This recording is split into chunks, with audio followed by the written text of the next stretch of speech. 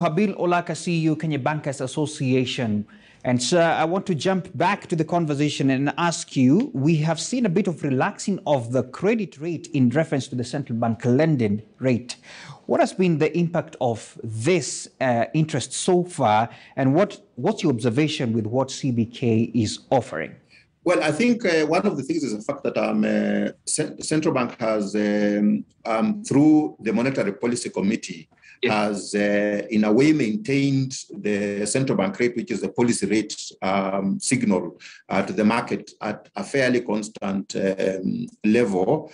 So it means that the signal being given to the market is the fact that there's stability in the macro environment.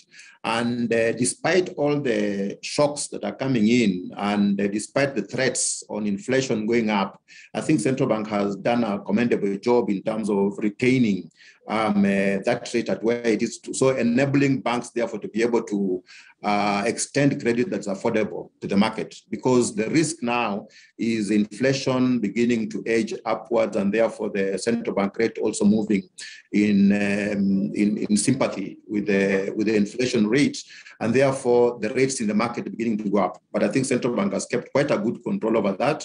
So we expect, if everything remains as it is, the same stability should be retained in 2021, where credit will be within affordable limits for the borrowing community. All right. Many thanks for that. Now, let's move on to credit uptake. And, because of this pandemic, we have seen a slowdown in terms of credit uptake from, investors. People were looking for money for business and the likes. So from where you see it, my question is this: what is the status now? Are we seeing a growing appetite? Yeah, well, as we mentioned, the growth of credit in 2020 was estimated at 9%, 9.1%. Now, by the close of the year, there were a number of challenges that had been identified as the reasons why the credit may not have grown as quickly as was expected.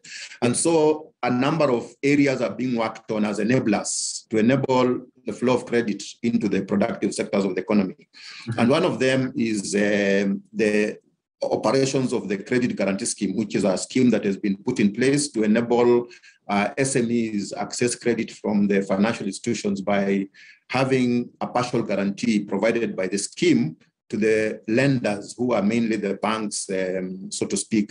In fact, this morning I've just been having a meeting with the National Treasury to see how to unlock, the flow, the operations of that scheme to enable credit to start flowing. It's already flowing, but there could be areas in which it can be hastened to move a little bit faster.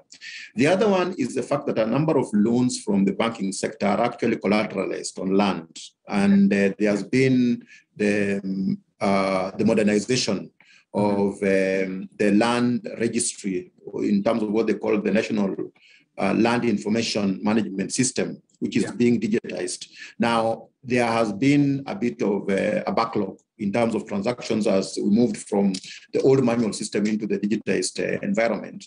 But that's now being unlocked because we had a meeting with the CS lands, and a number of the areas are being worked on to at least speed up the processing of those facilities. And that will unlock something close to 104 billion shillings worth of credit that's being held up through the process. The other one is the development of the risk-based pricing framework that is currently being developed between the banks and the central bank, so that then the appraisal of facilities and the pricing thereof will be based on the risk posture of the borrowing entity, rather than without some basis for determining the pricing. So I think once these are opened up and we're seeing quite a bit of progress being made, I don't see a problem in terms of unlocking the growth of credit flow into the productive sectors, especially in this period when you're trying to recover from the effects of the pandemic. All right. And before we get to the end of this conversation, I would like to have a comment from you on asset allocation in the banking sector. How is it playing? Yeah, I think the critical thing is the fact that we have seen, of course, a bit of a build-up in terms of the allocation that is going into the liquid assets in terms of treasury investments from the banking sector. So like, for example, if you look at 2020, the growth in the deposit base was something close to 13%. The growth in the total assets was something close to 12.4%. But the growth in the credit facilities was, as we mentioned, 9.1%. What that means is that there was a growth in the total assets, which was not growth in the credit facilities, and that means that most of that therefore went into treasury investments. Now, hopefully, as we move into 2021, and as credit starts flowing into the productive sectors, we'll see a shift away from treasury investments, moving that liquidity into investing into the credit facilities that is supportive of the economic growth, rather than putting the money in treasury, safe treasury instruments that are not supportive of the productive economic activities. Many thanks for that. And finally, we have seen the CBK has a bill in Parliament that it seeks to have regulation on digital lenders. From where you see it, is this more of a competition or complementing role? And, how is this affecting the banking sector in general? I don't know, what's your comment on this? I think it's a positive development in the sense that central bank is trying to create a level playing field for the players, and especially in the segment of the SMEs, MSMEs for that matter, who are the ones that are tapping into the digital lending space. Now, a bit of the digital lenders were regulated and therefore are operating within some framework that is controlled. But then there were a number of digital lenders, especially the fintechs and the rest, who are extending credit, but in a very uncontrolled environment. And therefore, there is a tendency to have indiscipline. So, for example, even the pricing itself is way out of range, and it's difficult for the government to try to ensure that the consumer is not exploited.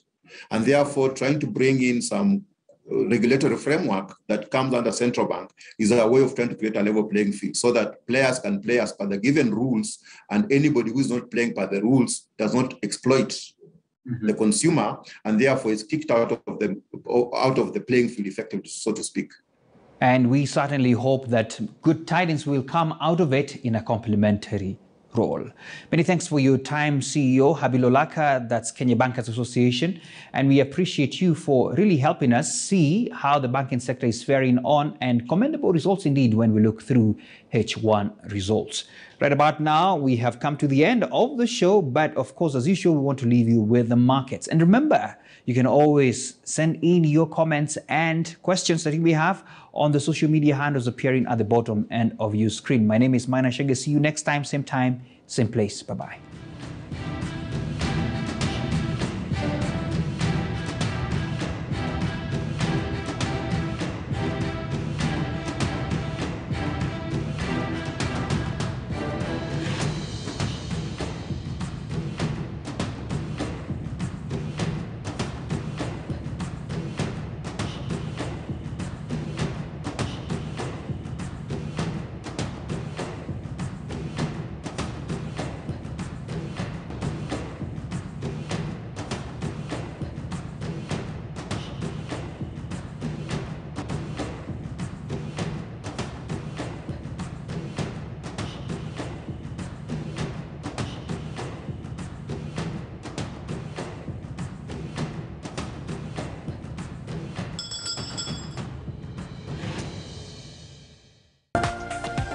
This is KTN News.